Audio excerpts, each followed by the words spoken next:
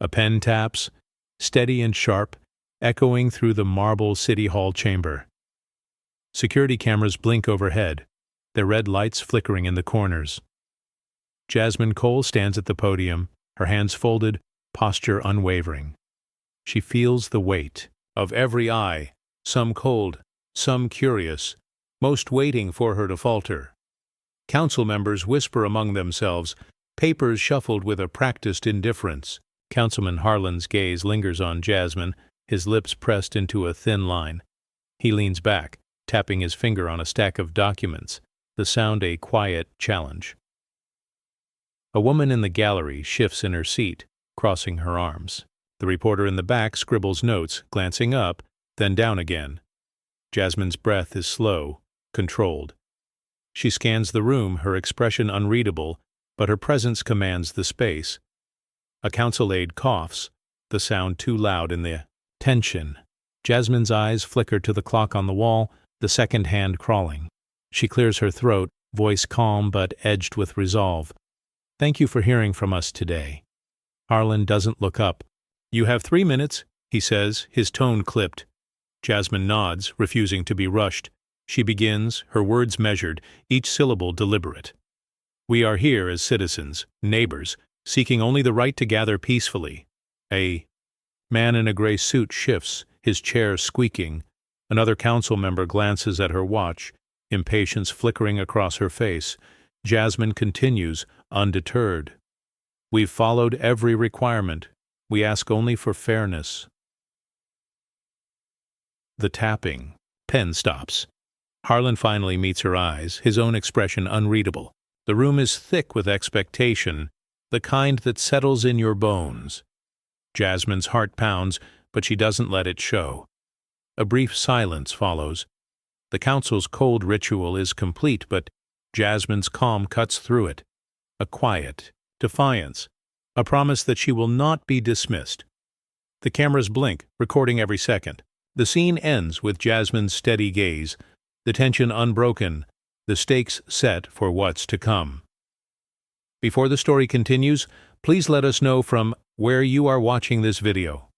Write your city or country in the comments below. Don't forget to subscribe and hit like if you believe in stories that challenge injustice. Your engagement gives power to voices that need to be heard. A low hum of whispers fills the chamber as Councilman Harlan straightens his jacket. The fabric, crisp beneath his fingers, he fixes Jasmine with a gaze that's all calculation, the corners of his mouth barely twitching.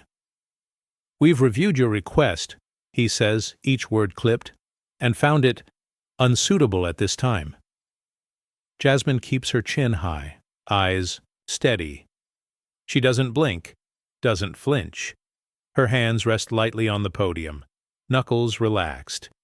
The councilwoman beside Harlan glances at her notes, her lips pressed together in a thin, uneasy line. A bead of sweat traces Harlan's temple, though his voice never rises. There are concerns.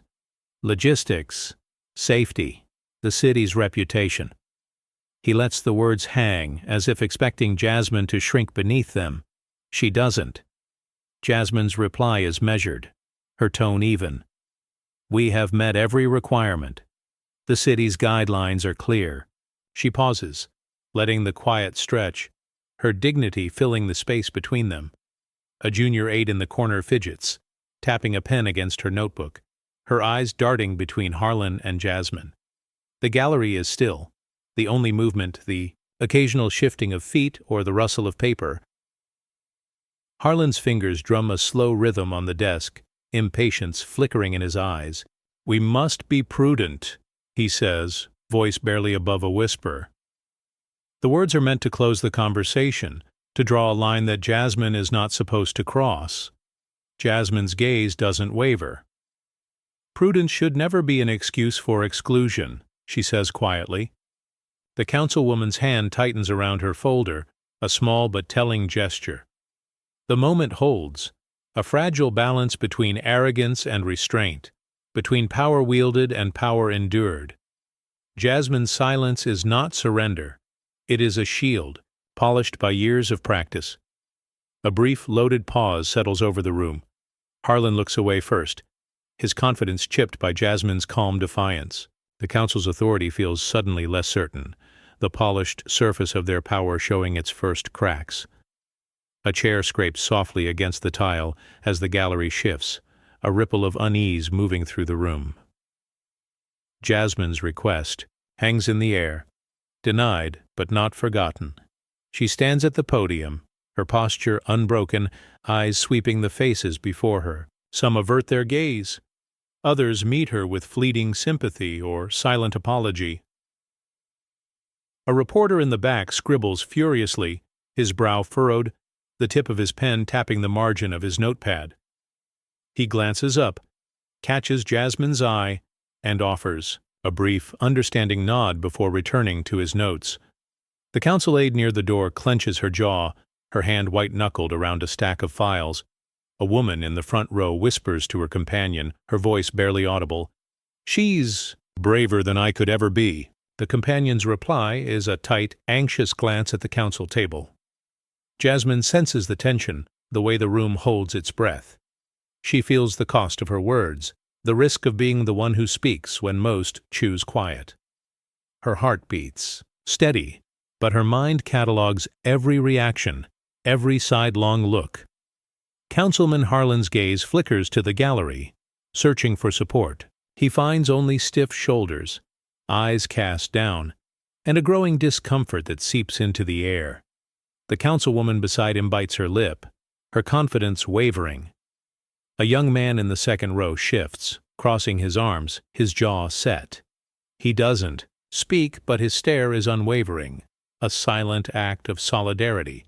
Jasmine meets his eyes and nods, a small exchange loaded with meaning. The moment stretches, heavy and unresolved. The allies are few, the enemies many, but the witnesses, those who see and remember, are everywhere. Jasmine's presence lingers, a quiet challenge to the system's comfort. As the council prepares to move on, the gallery's hush is no longer passive. It is watchful, bearing witness, holding the weight of what was said and what was left unsaid. The room tightens, breaths held as Councilman Harlan delivers his final rebuke. "This neighborhood isn't ready for your kind of demonstration," he says, voice low but sharp. Jasmine's eyes don't waver. Her stare is steady, unyielding. She steps forward, voice calm but resolute. "We're not asking for permission to exist." A heavy pause follows, the weight of her words sinking into the polished wood and cold eyes. The council chamber feels smaller, the air thick with unspoken truths. A woman in the gallery exhales, softly, a nod of quiet approval. A council aide's fingers twitch, betraying unease. Jasmine's heart pounds, but her face remains composed, a mask of dignity forged through years of quiet battles. The murmurs of dissent ripple through the room, but Jasmine's presence commands quiet. Her words echo beyond the walls, a declaration, not just of protest, but of existence and resilience. Councilman Harlan's jaw tightens, his usual confidence replaced by a flicker of doubt. He shifts in his seat, the veneer of control cracking. Jasmine's gaze sweeps the room once more, catching the eyes of those who dare to hope. The line has been drawn, not with anger, but with unwavering truth. The cameras continue to roll, capturing the moment when power falters and dignity rises. The scene closes on Jasmine's steady breath, the quiet before the storm of change. Jasmine gathers her notes, her movements measured, the room's tension still thick as she steps away from the podium. Council members shuffle their papers, exchanging uneasy glances. A councilwoman's hand lingers on her necklace, twisting it once before, letting go. Harlan's eyes follow Jasmine, searching for a reaction beyond her composure. She pauses near the exit, her back straight, and glances over her shoulder. A faint, knowing smile flickers across her lips, not boastful but charged with promise. The gesture is subtle, yet it lands like thunder. The gallery takes notice. The reporter lowers his pen, watching her, sensing the shift. A staffer near the door hesitates, then offers Jasmine a respectful nod. She meets it with a gentle acknowledgement, her calm more unsettling to the council than any outburst could have been. Harlan clears his throat, but his voice catches. "We'll, reconvene next week." The words lack their usual authority. The councilwoman beside him arranges her files, her hands unsteady. A man in the gallery whispers to his neighbor, "Did you see that?" The neighbor just nods, eyes wide. Jasmine's footsteps echo as she leaves, each one measured, deliberate. The council's facade of control feels thinner, the room colder. The barista from the lobby, there to refill water, pauses to watch Jasmine pass, her eyes bright with something like hope. Outside, Jasmine inhales the crisp air, her smile fading into a look of determination. She glances at the city skyline, the weight of what's coming settling on her shoulders, but she stands taller for it. Inside, the council sits in uneasy quiet, the memory of Jasmine's smile lingering like a warning. The first crack has appeared in their carefully maintained order. The storm is coming, and they all know it. A fluorescent light hums overhead as Jasmine sits at her kitchen table, laptop open, a mug of tea cooling beside her.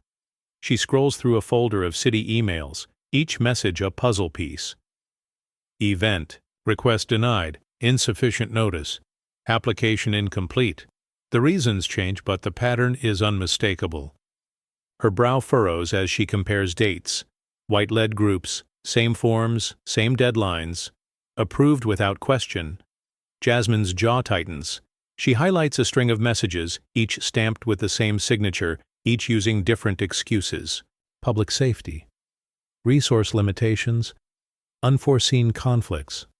The words are polite, but the meaning is clear. She prints a page, the paper trembling in her hand. "This one was for a youth art fair," she mutters, voice barely above a whisper. Her phone buzzes with a text from Marcus, the reporter. "Find anything?" Jasmine snaps a photo of the stack, replying, "Plenty." A knock at the door. Mrs. Evans from down the hall, holding a folder of her own. "They turned us down last year," she says quietly, handing over a letter. Jasmine reads it, the language identical to the emails on her screen. She nods, gratitude and anger mingling in her eyes. A neighbor's child peeks in, curiosity on her face. Jasmine offers a tired smile, then returns to her laptop. She opens another document, this one a permit for a parade, signed and approved. The applicant's name is different, but the process is the same. Jasmine exhales, her resolve hardening. She gathers the papers, organizing them by date and group. The evidence is overwhelming. She knows what she has to do. Her fingers hover over the keyboard before she begins drafting an email. Subject line: pattern of denial. The camera lingers on the stack of documents, the quiet weight of proof. Jasmine's determination fills the room, the first step toward exposing what the city tried to keep hidden. A gentle knock echoes through Jasmine's apartment as she sorts her growing stack of paperwork. She opens the door to find Mr. Thompson, his hat in hand, eyes rimmed with fatigue but shining with purpose. He offers her a folded, yellowed letter. "Thought you should see this," he says softly. Jasmine invites him in, motioning to the kitchen table.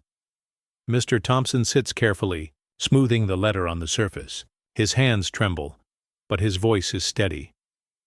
"They said my block party was too loud, that my laughter disturbed the peace."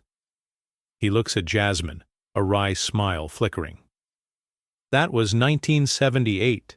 She reads the letter, the city's language stiff and formal. "Denied due to community concerns." The words sting, even decades later. Jasmine glances up, her eyes meeting him. "You kept this up all these years?" He nods. "You never know when the past will matter." He taps the letter, the paper thin as tissue. "Every time we tried, there was another reason. Safety, parking, noise. Never the real reason." A silence settles between them, heavy but not hopeless. Jasmine places her hand over his. a gesture of solidarity. "We're not alone in this," she says quietly. Mr. Thompson's gaze drifts to the window, where children play in the street below. "I used to think if I just followed the rules, they'd let us belong." His voice cracks, but he catches himself. "You're braver than I ever was." Jasmine shakes her head. "You kept going. That's courage." She copies the letter, adding it to her growing file. Mr. Thompson stands, his shoulders a little straighter. "If you need me, I'll be there," he says, voice firm. He leaves, closing the door gently behind him. Jasmine sits in the quiet, the letter a testament to battles fought in silence. She files it away, her resolve deepening. The story is no longer just heard. It belongs to all who endured and refused to disappear. Marcus arrives just after dusk, rain still clinging to his jacket. He wipes his glasses with a napkin, pulling a battered notebook from his messenger bag. "You wanted evidence?" he says, his tone low but urgent. Jasmine nods, clearing a space at the table already crowded with documents. He flips through the pages, each filled with scribbled dates, names, and council meeting notes. "Here, look at this." He points to a list of event denials, the ink, smudged from hurried writing. Same excuses, different years. They rotate the language, but the outcome is always the same. Jasmine scans the notes, her finger tracing the patterns. "How long have you been tracking this?" she asks, voice tight. Marcus shrugs, a weary smile tugging at his lips. "Since my first assignment here, I got tired of writing the same headline." A council member's offhand remark is circled in red. "We don't need more noise." Next to it, a note. "Black church denied permit." Again. Jasmine's jaw clenches. They think nobody notices. Marcus leans back, rubbing his temples. They're careful, never in writing, never direct. But if you look at the gaps, who gets approved, who doesn't, it's all there. He flips to a page marked with a star. This one's from last month. Youth Poetry Night. Denied for lack of security. The next week, the Rotary Club got a green light for a wine tasting. Jasmine exhales, frustration and vindication mingling. "You have copies?" He nods, sliding a flash drive across the table. "Everything's scanned. I'll run the story when you're ready." A moment of quiet passes. Jasmine looks at the notebook, then at Marcus. "Thank you. This matters." He offers a tired nod, gathering his things. "Just promise me. Don't let them bury it again." As he leaves, Jasmine turns the pages, the ink bleeding into her memory. The evidence is undeniable. The city's polished image is cracking, and this time, the truth has witnesses. Liam stands just outside the council building, hoodie pulled tight against the wind, phone gripped in his hand. He watches as a council aide steps out, muttering into her headset. She glances around, thinking no one's listening. "They'll never get that permit," she says, voice sharp, frustration leaking through. Liam's thumb hovers over the record button, catching every word. He barely breathes, heart thudding as he captures the moment. The aide's friend laughs, shaking her head. "They always try, don't they?" The two disappear down the steps, their words hanging in the air. Liam replays the clip, jaw set. He scrolls through his contacts, sending the video to Jasmine with a single line. "You need to see this." He hesitates, then uploads it to his social feed, tagging it, "Yes, denied but not silent."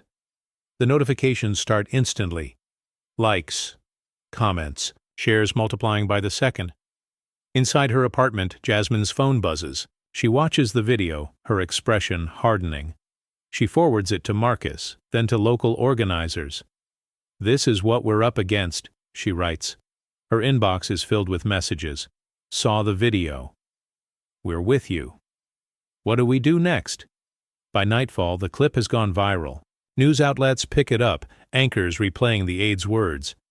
The city's official account posts a bland statement about reviewing procedures, but the damage is done. The hashtag trends. Stories flood in. Other denials. Other voices. Liam, sits on his bed, phone lighting up the dark room. His mother knocks, peeking in. "Everything okay?" He nods, not trusting his voice. She squeezes his shoulder, pride and worry mingling in her eyes. Jasmine calls Marcus. "This is the spark," she says quietly. He agrees. It's time. The city can't look away anymore. The truth is out, and it's spreading. Fast, unstoppable, undeniable. The kitchen lights cast long shadows over the cluttered table, strewn with maps, markers, and half-empty coffee mugs. Jasmine sits surrounded by a circle of neighbors, mothers, fathers, teens, all leaning in, voices low but urgent. A mother traces a finger along a faded street map. "This is where they arrested my son for jogging," she says, voice tight. Jasmine nods, her eyes sharp. "We mark every spot. Denials, arrests, surveillance." A teenager pulls out a tablet, scrolling through photos of empty parks and shuttered community centers. "They say there's no space for us," he mutters. The group murmurs agreement, the weight of shared stories settling like a quiet storm. A father folds his arms, eyes distant. "They want us invisible." Jasmine's hand moves swiftly, circling neighborhoods in red ink. "Then we make ourselves impossible to ignore."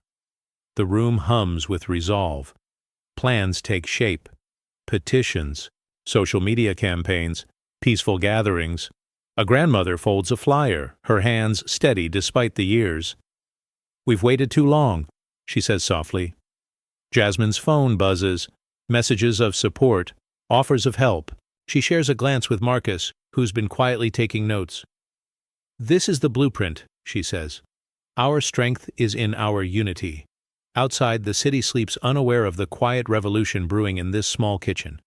The camera lingers on the maps, the ink bleeding into the paper like the community's resolve into the city's fabric. The night deepens, but inside, hope burns bright, a steady flame against the coming storm. The envelope slides across the table, its weight heavier than the paper suggests. Jasmine's fingers tremble slightly as she unfolds the memo inside, the words typed in cold, official font: "Limit visibility of black lead events. Prioritize resource allocation to other districts." Her breath catches. The phrase "a thin veil over deliberate exclusion." She reads again, the implications sinking in. The city's usual procedures now a tool for containment. A quiet strategy to keep voices muted. Jasmine's eyes narrow, the calm in her chest hardening into resolve. Her phone buzzes, a message from Marcus. "Got the files. This changes everything." She copies the memo, hands steady despite the storm inside. The room feels smaller, the walls closing in with the weight of systemic betrayal. Outside, streetlights flicker as volunteers prepare flyers, their faces set with determination. Jasmine's voiceover cuts through the scene. "They think hiding us will silence us. But every shadow we step into, we bring light." A neighbor folds a flyer carefully, her hands steady despite the late hour. A police cruiser passes slowly, its presence a reminder of the stakes.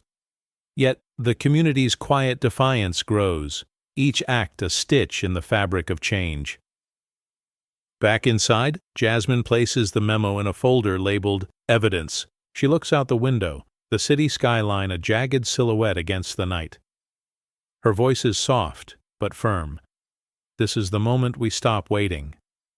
The camera lingers on the folder, the typed words a silent indictment. The scene closes with Jasmine's steady breath, the calm before the storm of justice. The church basement is dimly lit, the scent of old wood and worn hymnals filling the air. Elderly women fold chairs in silence, their movements slow but purposeful. The faint sound of a hymn begins, soft and steady, weaving through the room like a thread of hope. A teenage girl sits nervously in the corner, her hands clenched in her lap. She shares a quiet story of police following her home, her voice barely above a whisper. The women listen, their faces etched with empathy and quiet strength. One woman reaches over, squeezing the girl's hand in silent support. Jasmine sits among them, her posture calm, her eyes reflecting the weight of the stories shared. She doesn't speak much, but her presence is a steady anchor, a silent promise of solidarity. A neighbor adjusts her glasses, humming along, her voice trembling but determined. The hymn grows louder, voices joining in, filling the space with a collective resolve. The room, once heavy with fear and uncertainty, begins to pulse with a quiet power. A mother wipes away a tear, her shoulders relaxing for the first time all evening. Outside, the city's noise fades, replaced by the soft chorus inside. The camera lingers on the faces of the women, wrinkles deepened by years of struggle, eyes bright with unyielding spirit. A small child peeks through the doorway, drawn by the music. Jasmine smiles gently, beckoning the child inside. The hymn swells, a symbol of healing and unity, a quiet rebellion against the forces that seek to silence. The teenage girl's voice grows stronger, joining the others, her fear replaced by something steadier. The scene closes on the group, hands clasped, voices rising in harmony. The weight of injustice is met with the strength of community, a promise that the fight continues, carried in song and solidarity. Councilman Richard Harlan sits alone in a quiet bistro, the midday sun casting sharp lines across his table. He picks at a salad, his fingers twitching with unease. Outside, protesters gather, their chants faint but persistent, a reminder of the storm brewing beyond these walls. His aide leans in, voice low but urgent. Approval ratings are slipping, the district isn't responding well. Harlan's jaw tightens, a bead of sweat tracing his temple. He glances at his phone, messages from concerned donors, unanswered calls. The polished image he's maintained feels fragile, cracking under pressure. A waiter refills his water glass, the clink of ice louder than usual. Harlan forces a smile, but it doesn't reach his eyes. "We need a new approach," he mutters, more to himself than anyone else. His aide nods, eyes darting nervously. "The march, it's bigger than expected." Harlan's gaze drifts to the window where a banner flutters. Justice can't be denied. The words sting, a public rebuke he can't ignore. He taps his fingers on the table, the rhythm uneven, betraying his calm facade. They're not just protesting, they're rewriting the rules. The aide offers a tentative suggestion, but Harlan cuts in, voice sharp. "No more delays. We act now." Outside, the crowd's energy swells, a tide rising against the old guard. Inside, Harlan's world narrows to the table before him, the weight of a crumbling empire pressing down. The scene closes on his clenched fist, the subtle tremor revealing. A man grappling with the loss of control. He leans back, eyes narrowing as he contemplates the shifting landscape. The weight of legacy and expectation presses down, but the ground beneath him feels unstable. A faint tremor runs through his hand as he reaches for his glass, the ice clinking like a warning bell. His aide watches closely, sensing the unraveling beneath the surface. "We can't afford mistakes now," she says quietly. Harlan nods, swallowing hard, the veneer of control slipping. Outside, the chants grow louder, a relentless tide of voices demanding change. The bistro's windows vibrate with the energy, a stark contrast to the stillness inside. Margaret stands at her dining room window, watching dusk settle over the neighborhood. The table behind her is set for 8. Polished silver, crystal glasses, every detail perfect. But the chairs remain empty, untouched. She checks her phone again. No new messages, no apologies for the absences. Just silence. She moves to the kitchen, pouring wine into a glass she doesn't want. The clock ticks loudly, filling the quiet. Outside, she sees neighbors laughing on the sidewalk, their voices drifting through the open window. She lifts her hand in a half-wave, but they cross the street, their conversation never pausing. Margaret sits, staring at a family portrait on the mantel. Her husband's smile, her own confident gaze, both now feel distant, almost foreign. She remembers the parties, the laughter, the sense of belonging, Now invitations go unanswered. Old friends avoid her at the market, their greetings clipped or absent. A text finally arrives. "Can't make it tonight, sorry." No explanation. Margaret's grip tightens around her glass, knuckles paling. She scrolls through old photos. Dinner, parties, council events, her home once filled with people and purpose. The images blur as tears gather, but she blinks them away. She stands, smoothing her dress, forcing her shoulders back. The doorbell doesn't ring. The food grows cold. Margaret walks to the window again, watching as porch lights flicker on across Ondi, the street. She whispers, "When did I become the one left out?"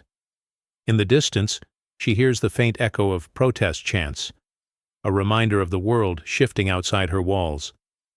The empty chairs reflect her new reality, a life defined not by power but by absence. Margaret sits in the quiet, the weight of her choices settling in as the night deepens and the neighborhood moves on without her. The printer hums steadily in Jasmine's living room, spitting out flyer after flyer. The air smells faintly of ink and determination. Volunteers move quietly, folding and stacking the papers, their faces lit by the glow of streetlights filtering through the curtains. A young man checks the clock, then nods to the others. "Let's go." Outside, the night is cool and still. Footsteps pad softly along the sidewalks as the group splits up, each person clutching a stack of flyers. Jasmine hands one to a teenager, her voice low but firm. Every house, every mailbox. No one gets left out. A car slows as they move down the block. The driver, a police officer, rolls down his window, his gaze steady. The group freezes, tension crackling in the air. The officer studies them for a moment, then gives a small nod. "Be safe out here." He drives on, leaving relief and a renewed sense of purpose in his wake. A woman tucks a flyer behind a porch light, her hands shaking just a little. "Never thought I'd be doing this," she whispers. Her friend squeezes her shoulder, silent, encouragement passing between them. Doors open and close, lights flicker on and off, but the volunteers keep moving, their resolve growing with every step. By dawn, every doorstep holds an invitation. Bold letters announcing the march, a call for justice that can't be ignored. Jasmine stands at her window, watching as the first rays of sunlight catch the white corners of paper dotting the neighborhood. She exhales, hoping to mingle with exhaustion. Inside, the printer finally falls silent. The flyers are gone, but their message lingers, carried on the morning breeze. The city wakes to find itself changed, the quiet work of the night setting the stage for what's to come. The grocery store aisles stand eerily empty, shelves stripped bare of the usual goods. A sign hangs in the window, "Closed for justice." The grocer, a middle-aged man with a weathered face, sweeps the floor slowly, a small smile tugging at his lips. "Best loss I've ever taken," he murmurs, eyes scanning the quiet store. Outside, neighbors gather in small groups, their faces resolute. A mother clutches her child's hand tightly, nodding toward the shuttered storefronts. The boycott is more than a protest.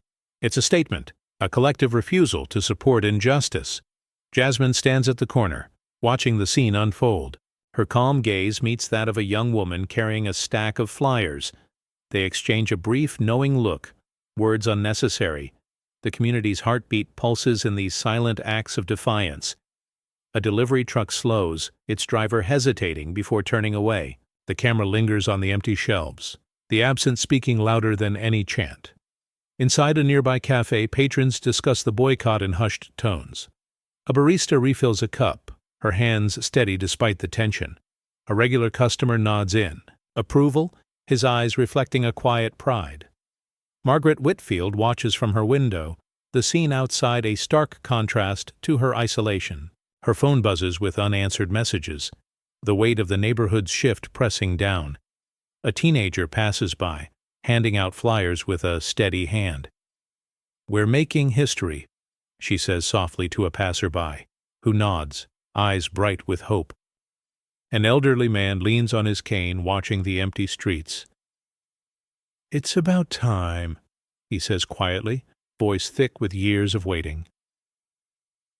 A young father lifts his sleeping child, whispering, "This is for you."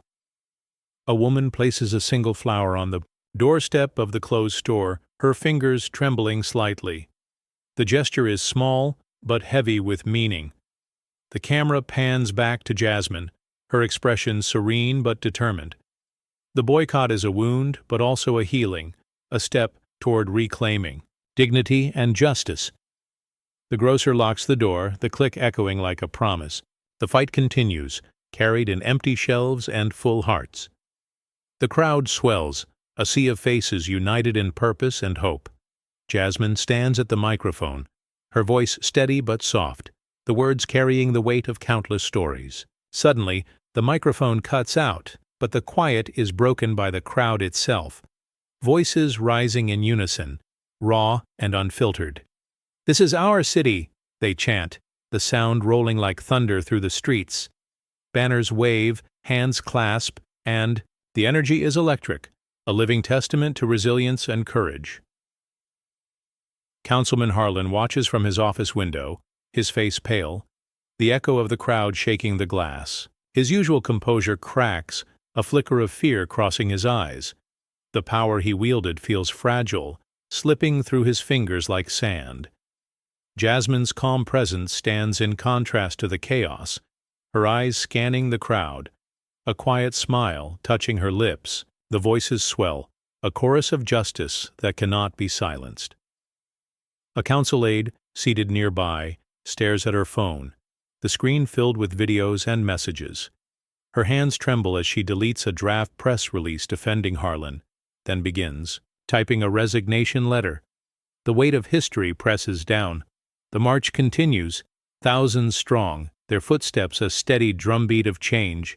The city holds its breath, waiting for the walls to fall. The camera pans over the crowd, capturing faces young and old, each one a story, a hope, a promise. The anthem of thousands rises, unmuted and unstoppable. The first light of morning spills across the city square, painting the pavement gold. Jasmine stands at the edge of the crowd, breath visible in the crisp air, her hands tucked into her coat pockets. Around her, thousands gather in quiet anticipation. No shouting, just the steady murmur of people arriving, finding their place.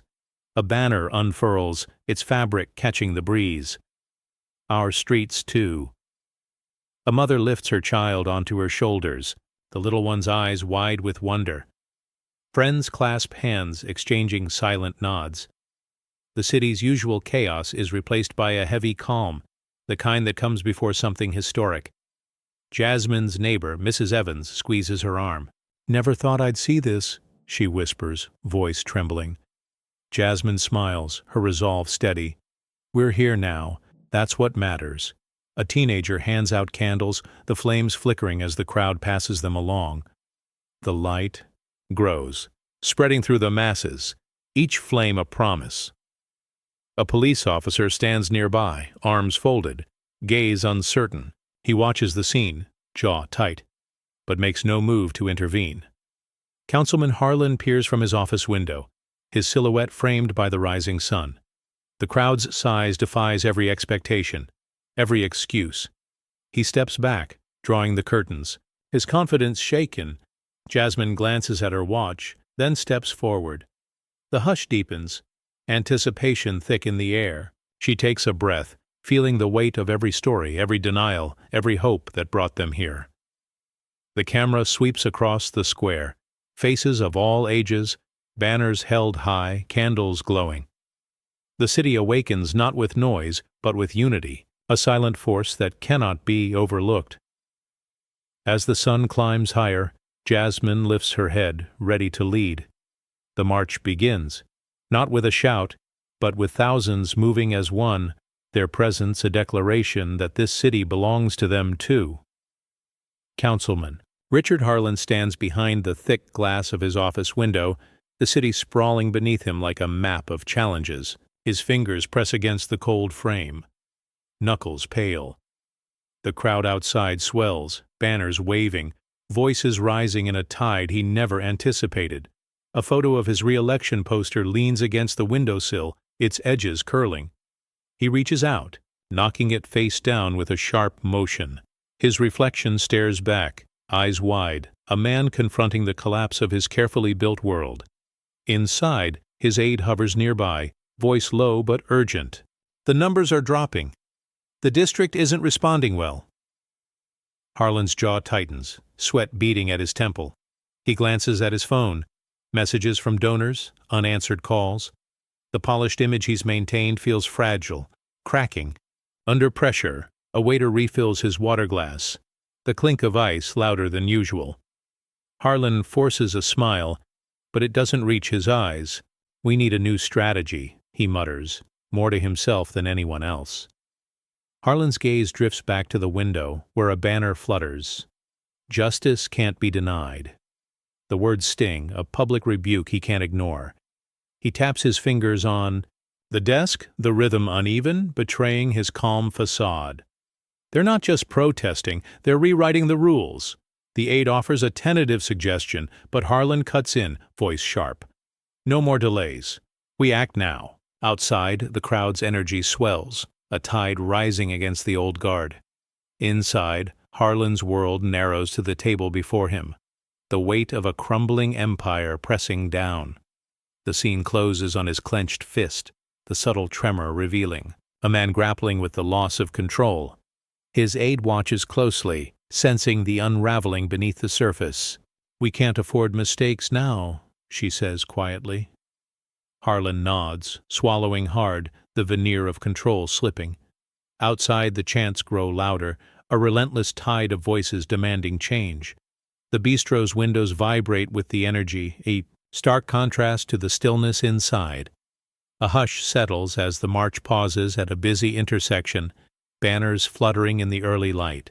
Jasmine stands at the front, shoulders squared, eyes fixed on the horizon. The crowd's energy hums around her. Anticipation, hope, a hint of fear. Suddenly, a small hand tugs gently at her coat. Jasmine looks down to see a young girl, no more than 7, clutching a bright yellow dandelion. The child's hair is pulled back with a red ribbon, her eyes wide but steady. She holds out the flower, voice barely above a whisper, "For courage." Jasmine kneels, accepting the dandelion with both hands. "Thank you," she says softly, her words carrying through the quiet. The girl's mother stands a few steps away, watching with pride and worry mingled in her expression. Jasmine tucks the flower into her lapel, the gold standing out against her black coat, a small vivid promise. A photographer nearby snaps a photo, the shutters click sharp in the stillness. The image spreads quickly, shared across social media with captions like "Hope in her hands" and "Courage passed on."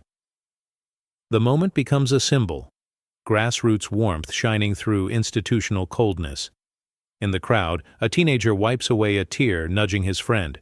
"That's what this is all about," he murmurs. An older man, cane in hand, nods quietly, his gaze lingering on the dandelion. Jasmine stands, the flower now a badge of resilience. She meets the eyes of the council members watching from the steps, her calm undiminished. The dandelion's yellow glows in the morning sun, a beacon amid the gray.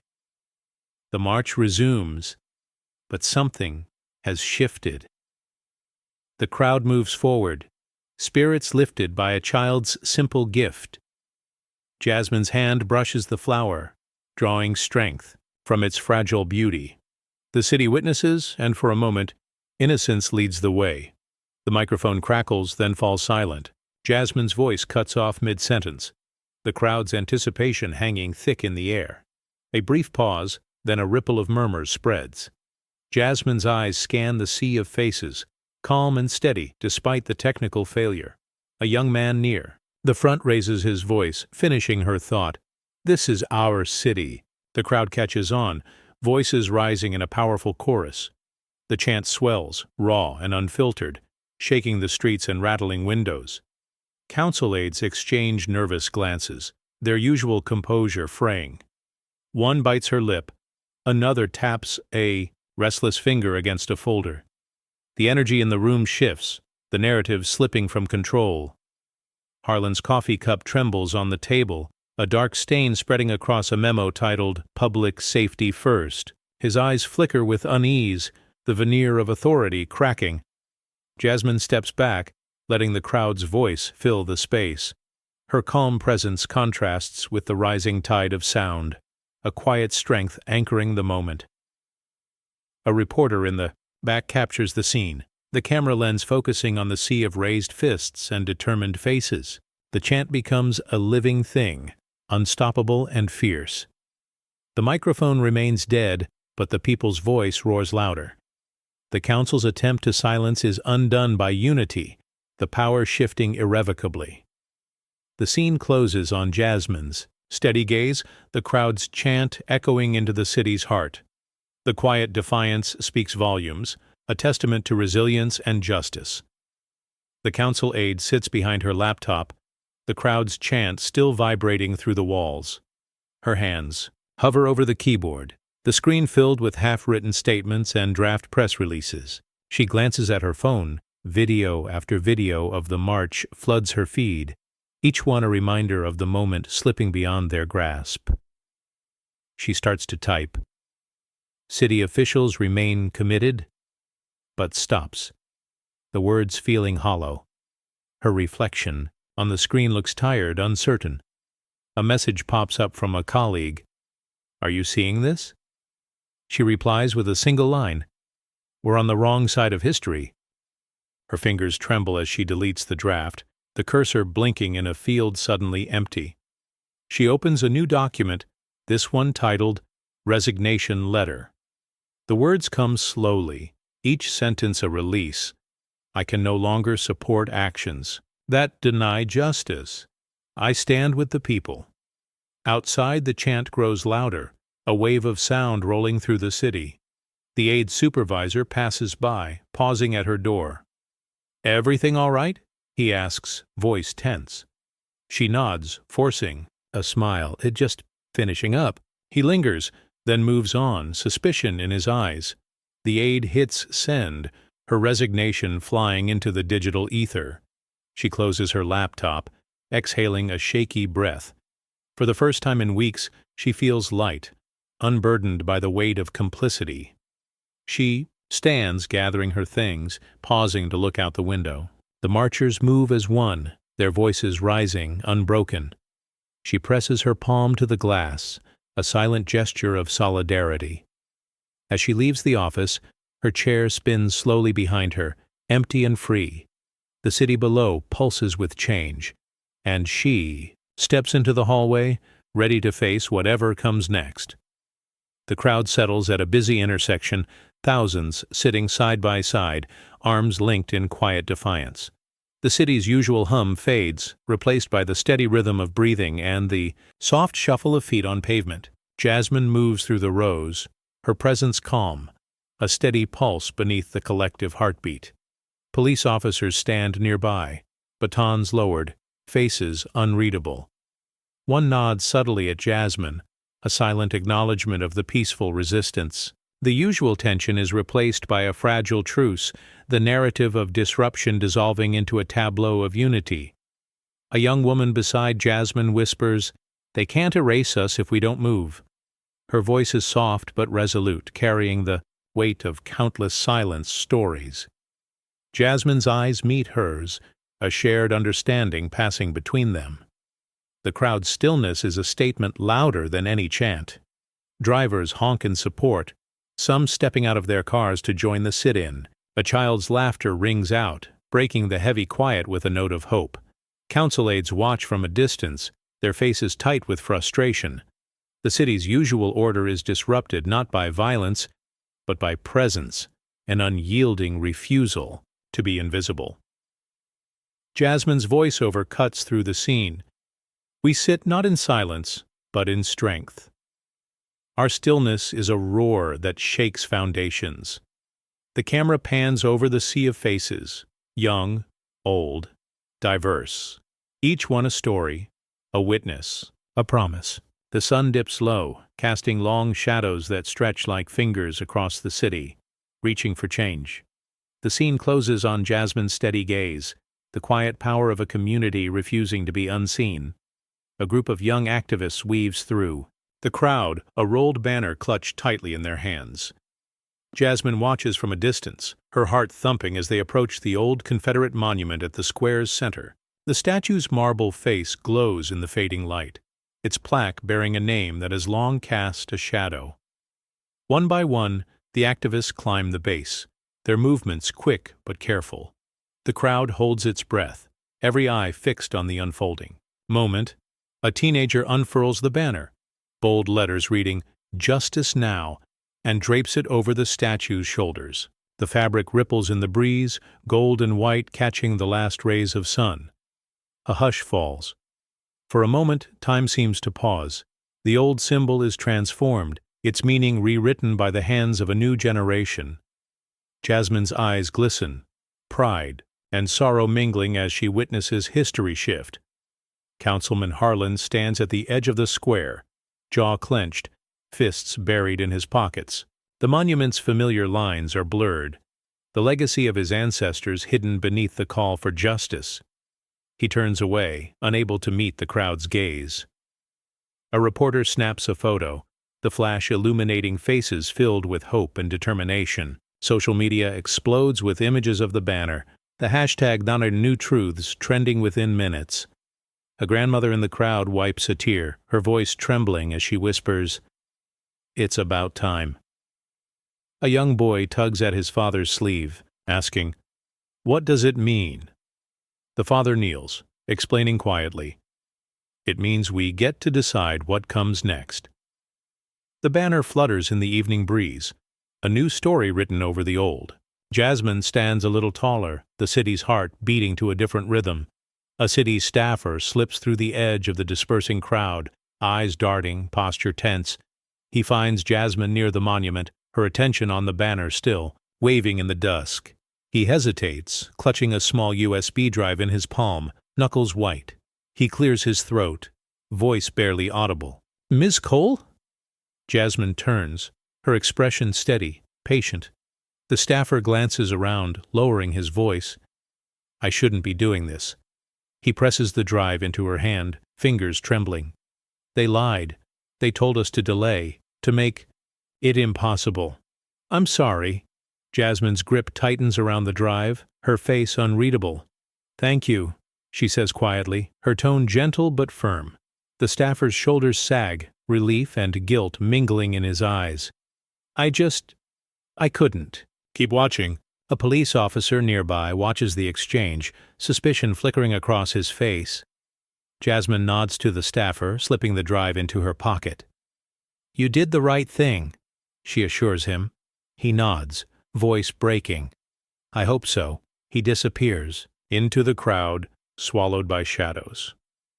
Jasmine stands still for a moment, the weight of the evidence heavy in her hand. She glances at the monument, the banner billowing above, and then at the USB drive, proof of every denied permit, every hidden order. A teenager nearby catches her eye, offering a small, hopeful smile. Jasmine returns it, drawing strength from the quiet support. She steps away from the monument, her resolve hardening. The city's secrets are no longer safe, and the first crack in the wall of silence has widened. The camera lingers on Jasmine's hand, the drive glinting in the last light. A whispered apology, a single act of conscience, has changed the course of the fight. Richard Harlan stumbles into the City Hall restroom, the sound of distant chants echoing in his ears. He grips the edge of the sink, knuckles blanching, and stares at his reflection. His tie hangs crooked, sweat beads on his forehead. The face in the mirror looks older, drawn. No trace of the confidence he wore at the council table. He splashes, water on his cheeks, watching droplets slide down his skin. His breathing is ragged. Each inhale brings the memory of the crowd's roar, the sight of banners blotting out the monument's name. He mutters, "It wasn't supposed to go this way," voice cracking in the empty room. A janitor enters, pausing mid-step. Their eyes meet in the mirror. The janitor offers a brief, sympathetic nod, then quietly turns away, leaving Harlan alone with his unraveling thoughts. He fumbles for his phone, scrolling through messages. Donors demanding answers, colleagues distancing themselves, news headlines blaring the city's reckoning. His hand shakes as he tries to text a response, but the words won't come. He leans closer to the mirror, searching for the man who once controlled every room. All he finds is a stranger, haunted by regret and fear. The chants outside swell, vibrating through the tile. Harlan presses his palms to his ears, but the sound seeps in, relentless. He straightens, attempting to fix his tie, but his fingers fumble. The knot slips loose. He slumps against the wall, the weight of lost power settling on his shoulders. A single tear traces down his cheek. He wipes it away, jaw clenched, but the cracks in his facade are too deep to hide. The city outside has changed, and Harlan can no longer command its silence. The camera lingers on his reflection, broken, exposed, and utterly alone. The camera glides through the dim corridors of City Hall, past empty chairs and scattered papers before settling on Harlan's darkened office. The once proud campaign poster lies face down on the desk, its corners curled. The city's anthem, still echoing from the streets, seeps faintly through the glass. Outside, the square pulses with life. Jasmine hugs an elderly marcher, her arms steady, her smile real. Children dart between legs, chalking messages of hope on the pavement. The crowd's energy is electric. Laughter, tears, and the quiet power of belonging. A council aide stands at the window watching the celebration below. She presses her hand to the glass, eyes shining with something like relief. Behind her, the office lights flicker off one by one until only the glow from the street remains. Jasmine looks up, catching the gaze of the aide above. They share a brief, silent nod, acknowledgement of the battle fought and the new ground gained. The camera pans upward, capturing the contrast, the council building's shadow stretching across the square, while the people's flashlights and phone screens glow like fireflies, scattered and persistent. The old order recedes into darkness, but the city's heart beats brighter than ever. A teenager lifts his phone, streaming the scene live. "This is what change looks like," he whispers, voice trembling with pride. The feed fills with hearts and comments, a digital chorus joining the real one below. Harlan sits alone in his office, the chants muffled but unyielding. He stares at the empty room, the weight of what's lost pressing in. Down below, Jasmine's laughter rings out, a sound that carries, soft, unstoppable, and full of promise.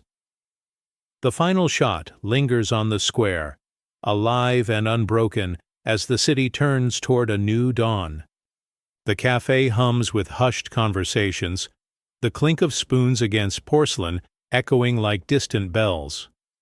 Margaret sits alone at a corner table, her coffee untouched, cooling beside her trembling phone. The barista, a young woman with a name, tag-reading Leah, avoids eye contact, wiping the counter with unnecessary vigor. A notification buzzes.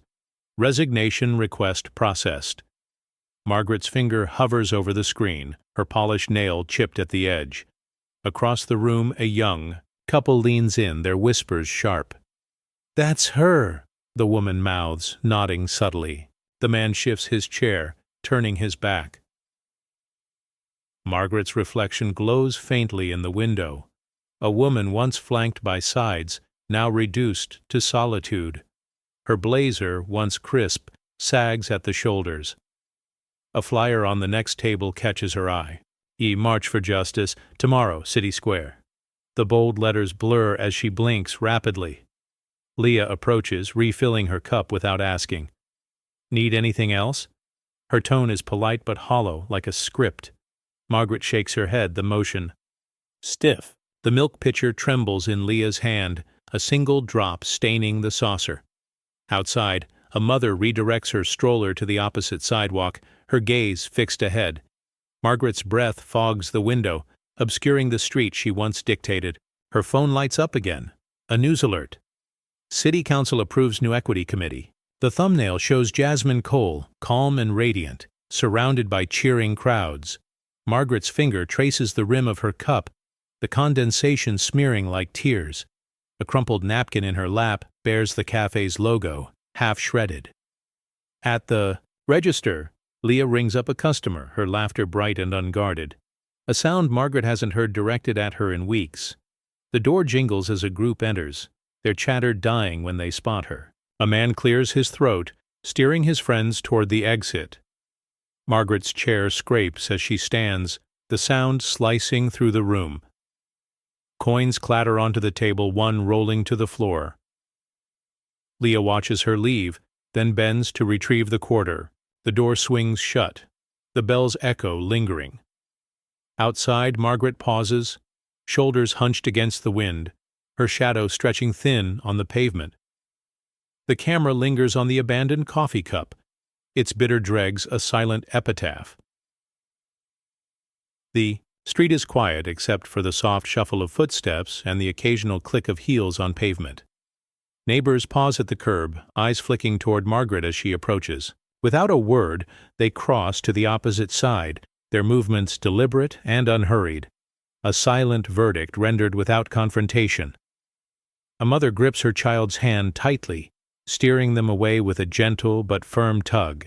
An elderly man leans on his cane, nodding slowly as he watches Margaret's solitary figure. The air carries a weight, not of anger, but of collective resolve. Margaret's breath forms small clouds in the cool air, her shoulders hunched against, the chill and the invisible barrier growing between her and the community. A dog barks in the distance, its sound sharp and isolated, mirroring her own solitude. Across the street, a group of teenagers exchange quiet smiles, their eyes bright. With hope, one passes a flyer to another, the paper crisp and new, a call to unity and justice. A young woman pauses, glancing back at Margaret before turning away, her steps light but purposeful. The neighborhood's rhythm has shifted. Old alliances dissolve in the quiet choreography of avoidance. Margaret's footsteps falter, the weight of absence pressing down. She stops beneath a street lamp, its glow casting long shadows that stretch like fingers, reaching but never touching. The camera lingers on the empty sidewalk she once walked with confidence, now a path marked by exclusion. The scene closes on, the soft rustle of leaves, a whisper of change carried on the wind. The neighborhood's quiet defiance grows with each passing day. A father pauses, watching his children play freely on the other side of the street, their laughter a stark contrast to the cold distance Margaret now faces. A woman places a small bouquet of wildflowers on a doorstep, a silent tribute to resilience. Margaret's gaze lingers on the scene, her expression unreadable. The weight of exclusion settles like a stone in her chest, but the community's steps forward are undeniable. The camera pulls back, capturing the widening gap, a neighborhood choosing unity over division. The scene fades on the soft glow of porch lights, each one a beacon of hope and change, illuminating the path away from the shadows of the past. Jasmine stands at her apartment window, the city stretched out before her, rooftops bathed in the soft glow of dusk. She watches as neighbors move along the sidewalks, some in pairs, some alone, all with a new lightness in their step. The skyline is unchanged, but the atmosphere pulses with quiet possibility. Inside, the apartment is still. Jasmine's hands rest on the windowsill, knuckles relaxed. Her reflection merges with the city lights, a silhouette of resilience and hope. She sees Mrs. Evans waving to a group of children chalking messages on the pavement. We belong. Justice lives. Here. Their laughter floats upward, a gentle soundtrack to change. A distant siren wails, fading quickly, replaced by the low hum of conversation from the street below. Jasmine's phone buzzes on the table, a message from Marcus. Did you see the turnout today? She smiles, typing back, every step mattered. Across the street, a porch light flickers on. A family gathers on their stoop, sharing food and stories, their voices warm and unguarded. The city feels different, lighter, as if a long-held breath has finally been released. Jasmine closes her eyes for a moment, letting the sounds of the city wash over her. She remembers the tension of the council chamber, the sting of dismissal, the power of standing firm. The memory is sharp, but it no longer defines her. She opens her eyes, gaze steady. The city is far from perfect, but tonight it feels possible. Possible to heal, to grow, to build something lasting from the fragments of struggle. The camera lingers on Jasmine's face, her expression serene but determined. The city's future is unwritten, but for the first time in a long while, Jasmine believes it can be shaped by hope. The city council chamber sits in uneasy silence, the echoes of past debates lingering like ghosts. Empty chairs line the polished floor, their vacant presence a stark reminder of power lost and voices silenced. The usual hum of authority is replaced by the soft scrape of a janitor's mop, the only sound in the vast room. A lone folder rests on the speaker's podium, its pages fluttering slightly in the draft from a cracked window. The names once spoken here now seem distant, replaced by the quiet anticipation of new faces preparing to take their place. The old guard's absence is a silent testament to the collapse of privilege and the slow arrival of accountability. Sunlight filters through tall windows, casting long shadows that stretch across the empty seats. Dust motes dance in the light, a subtle reminder of time passing and change unfolding. The camera lingers on a discarded nameplate, its letters faded, the weight of history etched into its surface. Outside, the city moves on, unaware of the hollowed chamber where decisions once shaped lives. Jasmine's voiceover cuts through the stillness. Authority is not in the seat, but in the will to change. A janitor pauses, looking up from his work, eyes reflecting a quiet hope. He adjusts a chair, straightening it with care, a small act of respect for the space and what it represents. A council aide enters quietly, her footsteps soft against the marble. She pauses, glancing at the empty seats, a sigh escaping her lips. "Change is coming," she murmurs, more to herself than anyone else. The janitor nods, a small smile breaking his usually stoic expression. "It's about time," he replies, voice low but steady. The aide picks up a discarded pen, twirling it thoughtfully. "We've held on to old ways too long." Outside, the distant sound of children playing drifts through an open window, a reminder of the future waiting beyond. These walls. The camera pulls back slowly, capturing the vast emptiness, the weight of history, and the promise of renewal. Stacks of paperwork cover the city office desks, each page stamped and initialed, waiting for final signatures. The air is thick with the scent of fresh ink and the quiet shuffle of files being passed from hand to hand. Jasmine's name stands out on a new community advisory board list, her appointment circled in blue pen, a small but unmistakable sign of change. A clerk with tired eyes flips through a folder, pausing at a revised policy draft. "We're actually doing this," she whispers to a colleague, her voice a mix of disbelief and relief. The colleague nods, adding another signature to a growing stack of approvals. Outside the glass doors, a diverse group of applicants waits, their faces hopeful, resumes in hand. A bulletin board in the hallway displays new hiring notices. For the first time, the photos beneath the headings reflect the city's true diversity: Black, Latino, Asian, white, young, and old. A janitor stops to study the board, a slow smile spreading across his face. "About time," he murmurs, adjusting his cap before moving on. Jasmine steps into the lobby, greeted by a staff member who offers a firm handshake and a genuine smile. "We're glad you're here," she says, ushering Jasmine toward a meeting room where other board members, some new, some returning, gather around a long table. Inside, the conversation is focused and determined. "We need to review permit approvals," one member says. "No more hidden barriers." Jasmine listens, her presence a steady reminder of why these changes matter. A young intern posts the new guidelines online, her hands shaking with excitement. Notifications ping almost instantly, community members reacting, sharing, celebrating the news. The city's slow bureaucracy begins to move, each small victory building momentum. As the meeting ends, Jasmine lingers at the door, watching as the staff clears away old nameplates and replaces them with new ones. The foundation of a fairer city is being laid, brick by brick, policy by policy, name by name.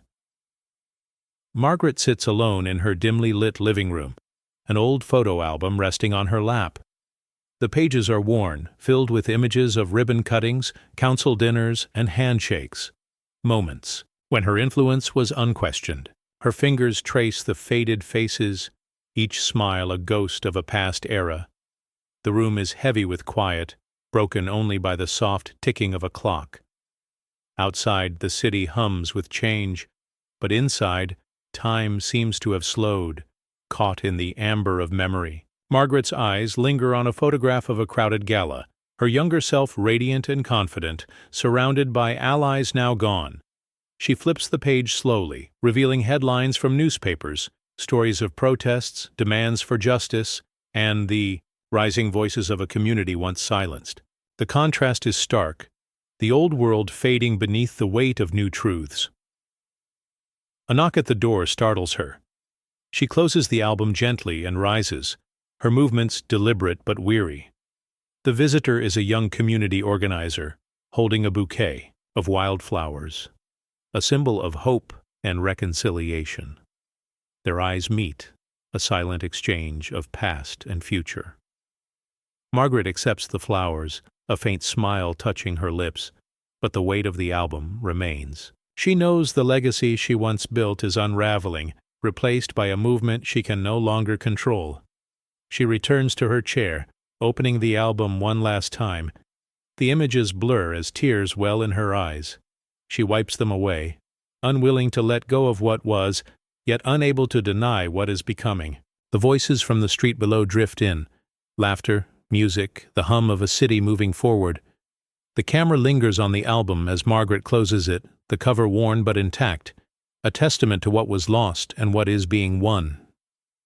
The scene fades, with the soft glow of evening light, a quiet acknowledgement of change and the passage of time.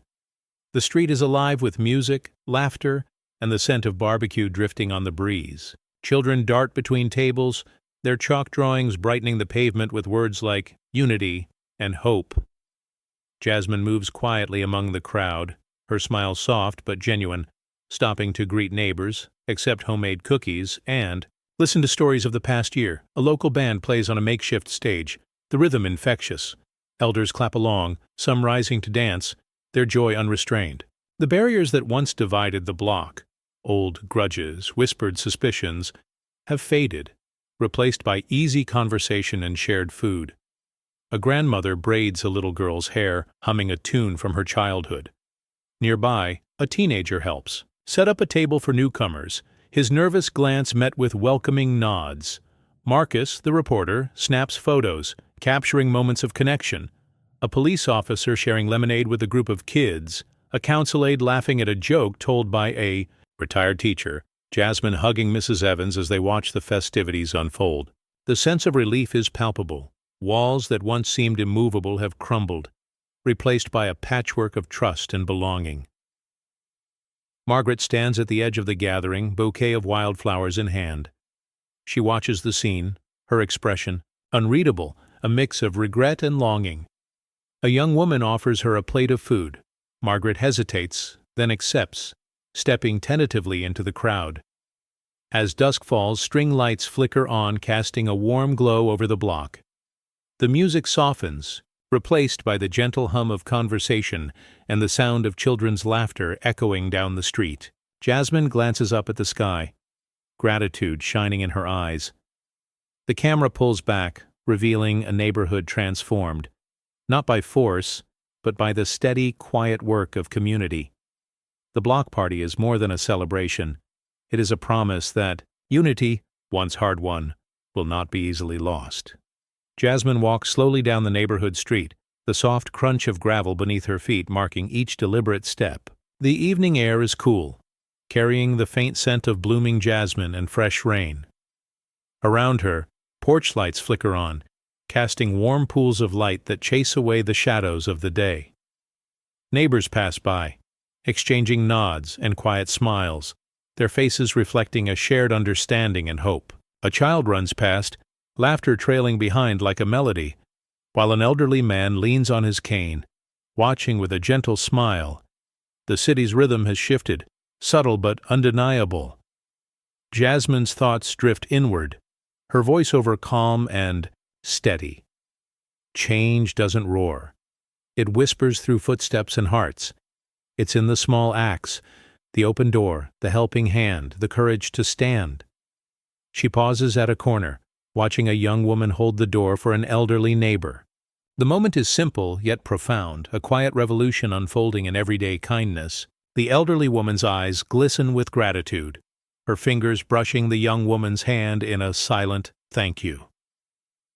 The camera follows Jasmine as she continues, her shadow stretching long in the fading light. The street is alive with soft conversations, the hum of life renewed. A group of teenagers chalk messages of hope on the sidewalk: justice, unity, tomorrow. Nearby, a man leans against a lamp post, nodding in approval as he watches the scene unfold. A woman carries a basket of freshly baked bread, offering slices to neighbors as they pass. The air is filled with the scent of warmth and possibility. Jasmine smiles softly, her eyes reflecting the glow of porch lights and the promise of a new dawn. The city is far from perfect, but tonight it breathes with possibility. Her voice over closes the scene. Every step forward is a whisper of change, a promise carried in the quiet. We move together, steady and sure, building a future where justice lives in every heart. The scene fades on the gentle sway of trees, the city's new rhythm pulsing softly beneath the stars.